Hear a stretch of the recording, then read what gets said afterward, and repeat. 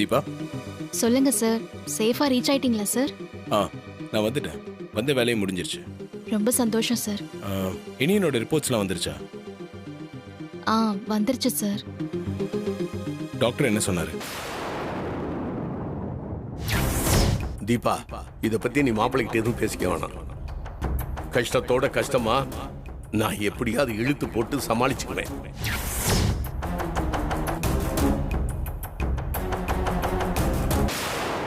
Hello Deepa. சொல்லுங்க sir. Doctor என்ன சொன்னாருன்னு கேட்டேன். இல்ல சார், ஒன்றும் பிரச்சனை இல்லை. இனி என்ன இன்னைக்கே டிஸ்சார்ஜ் பண்ணி கூட்டிட்டு போயிடலாம்னு சொல்லிட்டாங்க. ஓகே சரிங்க. நீங்க டிஸ்சார்ஜ் ஆயிட்டு வீட்டுக்கு போனதை எனக்கு கூப்பிடுங்க.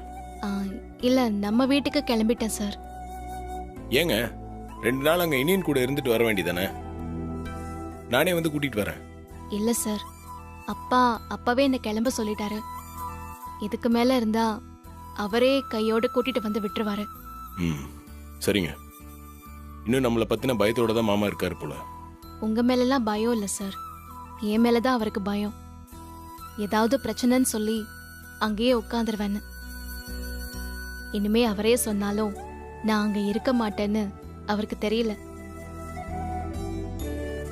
சரிங்க தீபா, நான் கிளம்பி வரவா? சார், இப்பதானே போனீங்க, திரும்பவும் அலைவீங்களா? அதெல்லாம் ஒண்ணு வேணா சார், நான் வந்துடுறேன். எனக்கு ஒன்றும் பிரச்சனை இல்லைங்க. அதெல்லாம் வேணா சார், நான் வந்துடுறேன். தனியா வந்துருவீங்களா? நான் வந்துடுவேன் சார். சரிங்க, நீங்க வந்துட்டு எனக்கு கால் பண்ணுங்க. Okay sir. Okay bye.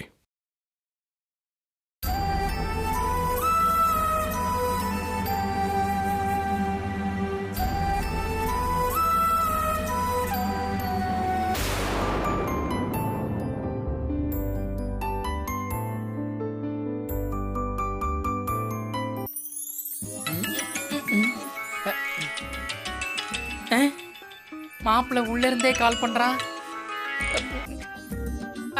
Hello. ஏய், என் ரூமுக்கு வா.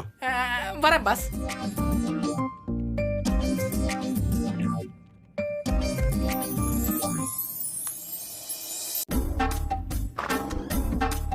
Pass, may come in? ஏய், உள்ள வாடா.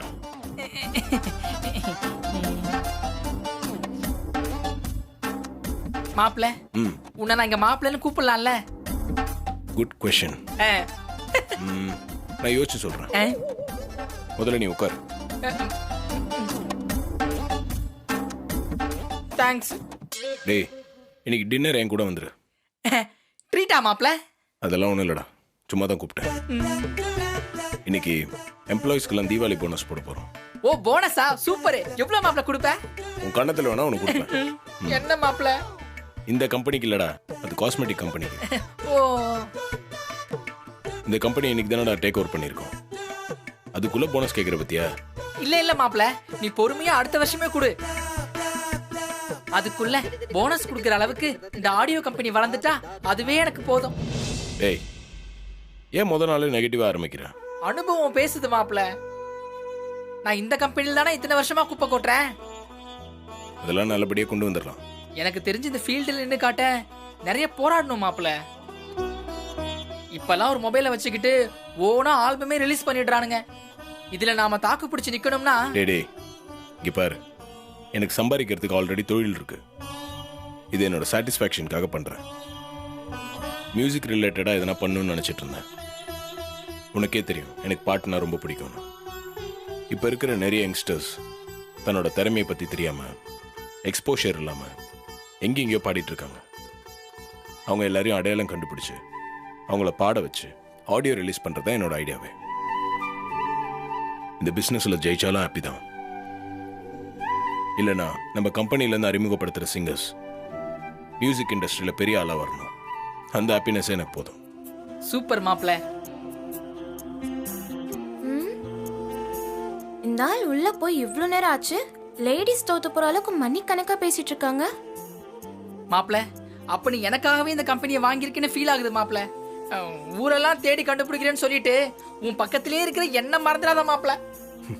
கண்டிப்பா உங்க ஆனா பாட்டுக்காகவும் ஒரு ஆல்பம் ரிலீஸ் பண்ணிடலாம். தேங்க்யூ மாப்பிள்ள, தேங்க்யூ. சரிடா.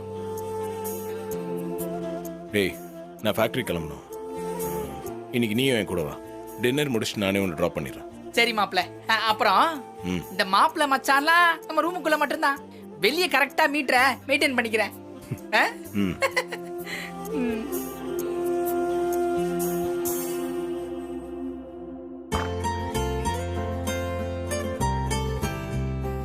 ஸ்னேகா, சார் சொல்லுங்க சார். எனக்கு பர்சனலாக அசிஸ்ட் பண்ணுறதுக்கு ஒரு பர்சன் வேணும்.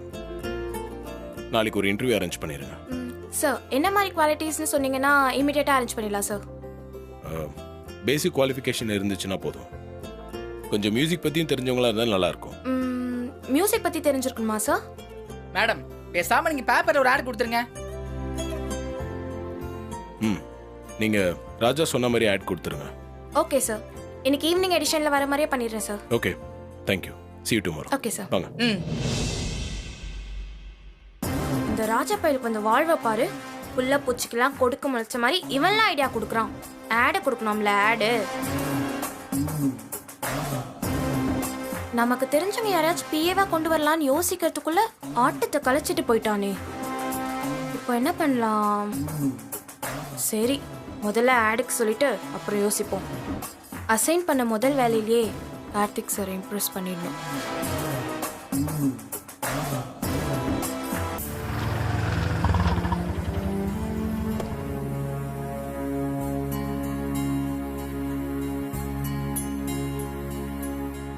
இந்தாங்க.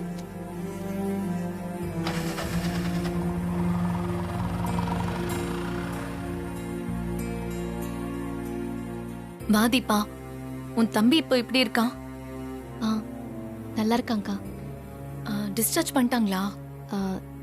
ஈவினிங் பண்றதா சொல்லிருக்காங்க.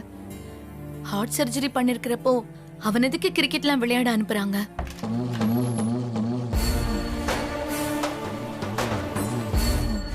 பிரச்சனை அதனாலலாம் இல்லக்கா.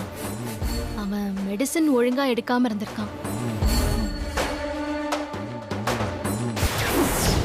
மாமாவுக்கு கச்சேரின்னு ஒண்ணு கூட புக் ஆகல.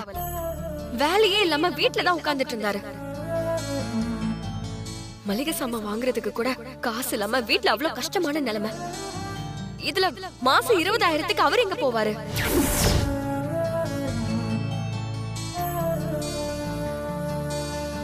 என்ன தீபா சொல்ற? மாசம் 20,000 ரூபாய்க்கு மெடிசின்ஸ் மட்டுமே வாங்கணுமா? என்ன தீபா, உன் தம்பிக்கு ஏதோ உடம்பு சரியில்லைன்னு கேள்விப்பட்டேன். இப்ப பரவாயில்லையா? ம், நல்லா இருக்காங்கக்கா. ஆமா, ஏதோ மெடிசின்ஸ் வாங்க பணம் நிறைய செலவாகுதுன்னு சொல்லிட்டு இருந்த. ஆமாக்கா, அவனுக்கு ஹார்ட் சர்ஜரி பண்ணிருக்கிறதுனால 2 வருஷத்துக்கு மெடிசின்ஸ் ஃபாலோ பண்ண சொல்லியிருந்தாங்க. ஆனா எல்லாமே காஸ்ட்லியான மெடிசின்ஸ். மந்த்லி அவனுக்கு மட்டுமே 20,000க்கு மேல செலவு பண்ண வேண்டியதா இருக்கு. 20,000 தானா? நீ காஸ்ட்லின்னு சொன்னியா? நான் கூட ஏதோ லாக்ஸ் கணக்குல இருக்கும்னு நினைச்சேன்.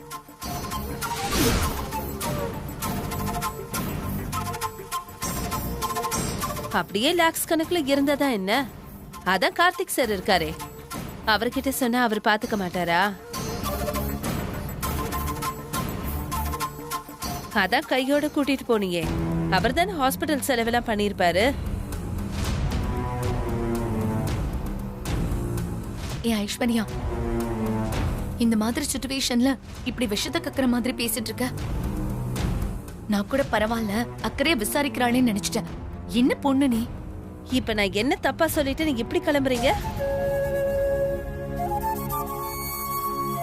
இங்க பாருங்கக்கா, நீங்க தீபா மேல அக்கறையா இருக்கிற மாதிரி காட்டிக்கிறதுக்காக தேவையில்லாம என்ன தப்பா ப்ரொஜெக்ட் பண்ணி பேசாதீங்க. ஆமாமா, நான் தான் தேவையில்லாம உன்னை தப்பா மெனக்கிட்டு ப்ரொஜெக்ட் பண்ண ட்ரை பண்றேன். மீனாட்சி அக்கா, விடுங்கக்கா. இங்க பாருங்க ஐஸ்வர்யாக்கா, கார்த்திக் சார் ஹெல்ப் பண்ண ரெடியா தான் இருந்தாரு. எங்க அப்பா அதெல்லாம் வேண்டான்னு சொல்லிட்டாரு. எங்க குடும்ப கஷ்டத்தை நானும் சரி, எங்க வீட்ல உள்ளவங்களும் சரி, கார்த்திக் சார் தலையில பாரமா என்னைக்குமே வைக்க மாட்டோம்.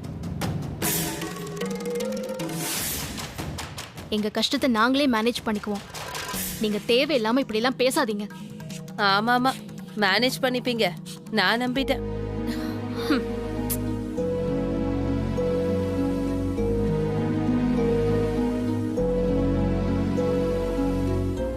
ஜென்மத்தோட பிறந்தது செருப்பால் அடிச்சாலும் போகாதுன்னு சொல்லுவாங்கல்ல, இவெல்லாம் அந்த டைப். நீ போய் வேலையை பாரு தீபா.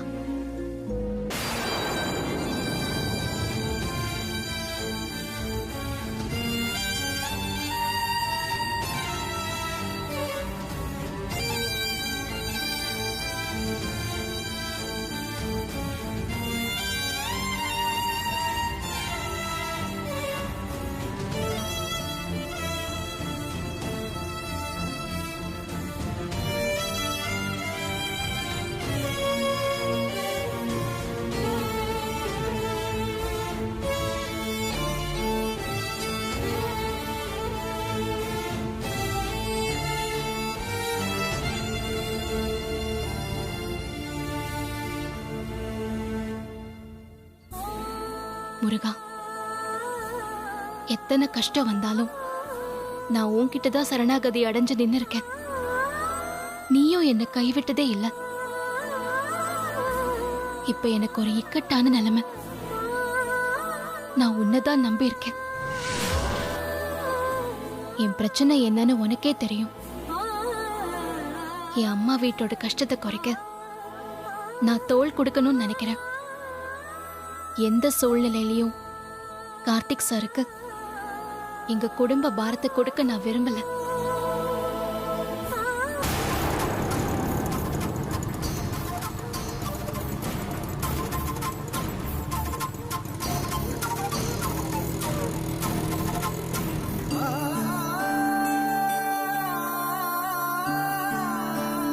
நான் ஏதாவது வேலைக்கு போலான்னு இருக்கேன்.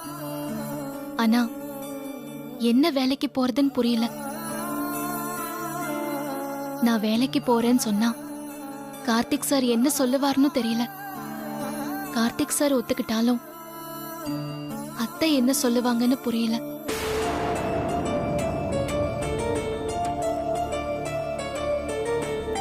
ஆனா நான் எங்க வீட்டுக்கு ஏதாவது உதவி செஞ்சே ஆகணும். மனசுல ரொம்ப அழுத்தமா வேலைக்கு போகணும்னு ஒரு குரல் சொல்லுது. நான் அதை உன்னோட குரலா எடுத்துக்கிட்டு முன்னாடி போகவா?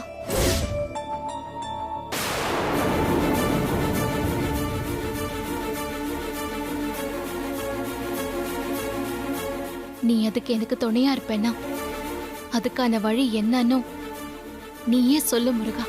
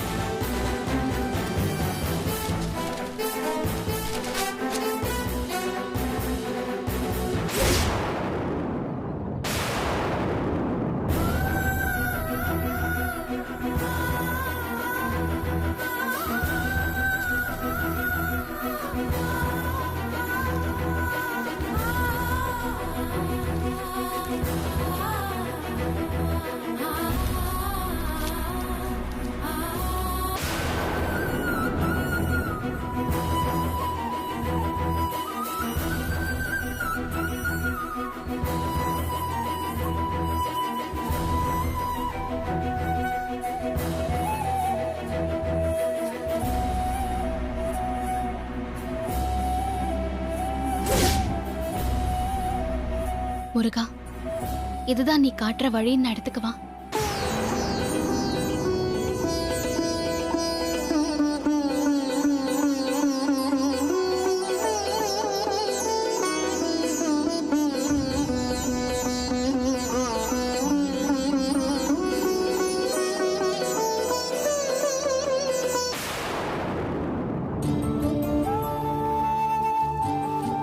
அம்மா அம்மா, பேப்பர் காத்துல வந்துருச்சு, ஐயா கிட்ட கொடுக்கணும். மாமா கிட்ட நானே கொடுத்துடுறேன். சரிங்க, கொடுங்க.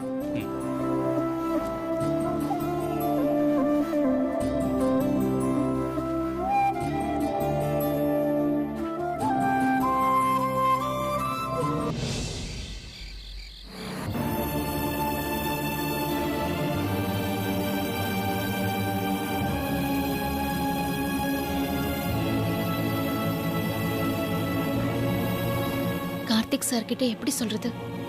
அவர்கிட்ட இதுதான் ரீசன்னு சொன்னா நான் பாத்துக்க மாட்டேனான்னு கேட்பாரே. ஐயோ, எப்படி யோசிச்சாலும் குழப்பமாவே இருக்கே.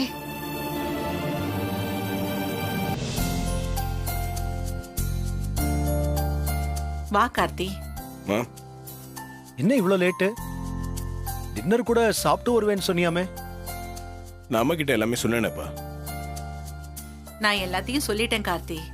இருந்தாலும் கேக்குறாரு. உன் வாயால ஒரு தரம் சொல்லிட. இல்லன்னா எதையும் என்கிட்ட சொல்றது இல்ல, எல்லாத்தையும் அம்மாவும் பையனுமே பேசி முடிவு பண்ணிடுறீங்கன்னு அதுக்கு என்கிட்ட ஒரு பஞ்சாயத்து வைப்பாரு. பா அந்த ரெக்கார்டிங் கம்பெனி பத்தி நான் உங்ககிட்ட சொல்லிட்டு இருந்தேன்ல, இன்னைக்கு போய் சைன் பண்ணிட்டு வந்துட்டேன். அவ்வளவுதான். சரிப்பா, நான் அதுக்காக கேட்கல. வேலை மதியமே முடிஞ்சிடும்னு சொன்னியா, இப்ப இவ்ளோ லேட்டா வரியேன்னு கேட்டேன். வேற ஒண்ணும் இல்ல. ஆமாப்பா, நம்ம ஆபீஸ்ல நிறைய வேலை பெண்டிங்ல இருந்துச்சு. தீபாவளிக்கு வேற போனஸ் கொடுக்க வேண்டி இருந்துச்சு. அது எல்லாத்தையும் முடிச்சுட்டு வரதுக்கு டைம் ஆயிடுச்சு. சரி, நீ போய் ரெஸ்ட் எடுத்துக்க. மா, நம்ம ஆடியோ கம்பெனிக்கு டிசைன் பண்றதுக்காக சில ஐடியாஸ்லாம் கொடுத்துருந்தேன். அதை வச்சு லோகோ டிசைன் பண்ணி கொடுத்துருக்காரு. அதுக்குள்ள லோகோ ரெடி பண்ணிட்டியா? ஆமாமா. என்ன நல்லா இருக்குப்பா. எங்க இங்க? எனக்கு இத பத்தி ஒண்ணும் தெரியாது. உனக்கு பிடிச்சிருந்தா எனக்கு ஓகேதான். ப்ரொஃபஷனுக்கு ஏத்த மாதிரி மீனிங்ஃபுல்லா இருக்கு. தேங்க்யூப்பா. சரிப்பா, உன்னோட ஆசைப்படி இந்த புது ப்ரொஃபஷனும் சக்சஸ்ஃபுல்லா உனக்கு அமையணும். அம்மாவோட விஷஸ். தேங்க்யூமா. டைம் ஆயிடுச்சுல்ல, நீ போய் தூங்கு, காலையில பேசிக்கலாம். ம், சரிங்கம்மா.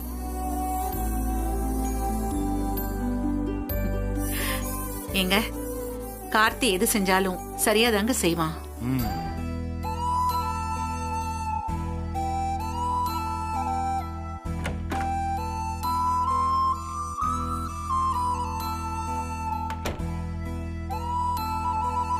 வாங்க சார். என்னங்க, திரும்ப எதனா கவிதை எழுத போறீங்களா? அப்படியெல்லாம் இல்ல சார். ம், இப்பெல்லாம் ரொம்ப யோசிச்சுட்டே இருக்கீங்க போல. எங்க, நான் தான் வர்றதுக்கு லேட் ஆகும், நீங்க படுத்து தூங்குங்கன்னு சொன்னேன்ல. என்னங்க, இது என்ன பிரச்சனையா? ஐயோ, அப்படிலாம் ஒன்றும் இல்லை சார். அப்புறம் ஏன் ஒரு மாதிரி டென்ஷனாவே இருக்கீங்க? இல்லை சார், கொஞ்சம் டயர்டா இருந்துச்சு. நீங்க இல்லாம தனியா இருக்கவும் எனக்கு ஒரு மாதிரி இருந்துச்சு. அதான் எப்ப வருவீங்கன்னு யோசிச்சுட்டே இருந்தேன். என்ன சார்? இல்ல, ஏதோ நீங்க சமாளிச்சு பேசுற மாதிரியே இருக்கு. அப்படிலாம் ஒன்றும் இல்லை சார். எனக்கு தூக்கம்தான், வேற எதுவும் இல்லை சார். சரி, அப்ப நீங்க படுத்துங்க. ம்.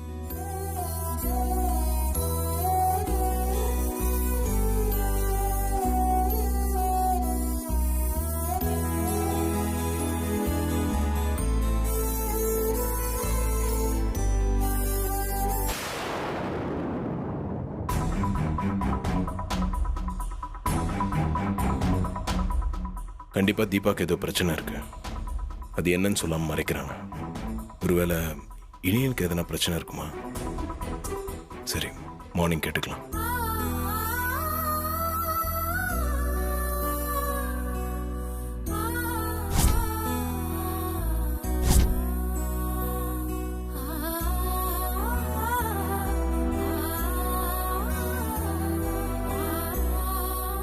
நான் வேலைக்கு போகணும்னு நினைக்கிறத அவர்கிட்ட எப்படி சொல்றது?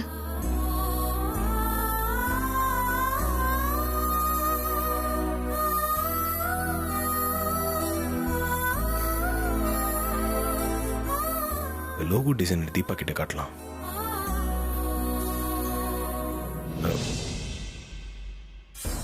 தூக்கம் வருதுன்னு சொன்னாங்களா?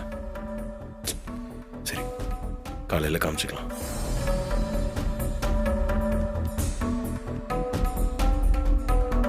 சரி, சார் கிட்ட நேரடியா இப்பவே கேட்டுடலாம்.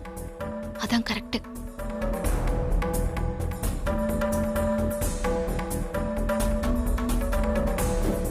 தூங்கிட்டாரோ? டயர்டா வேற இருப்பாரு. நல்லா தூங்கட்டும், டிஸ்டர்ப் பண்ண வேண்டாம். நாம நாளைக்கு காலையில சொல்லிக்கலாம்.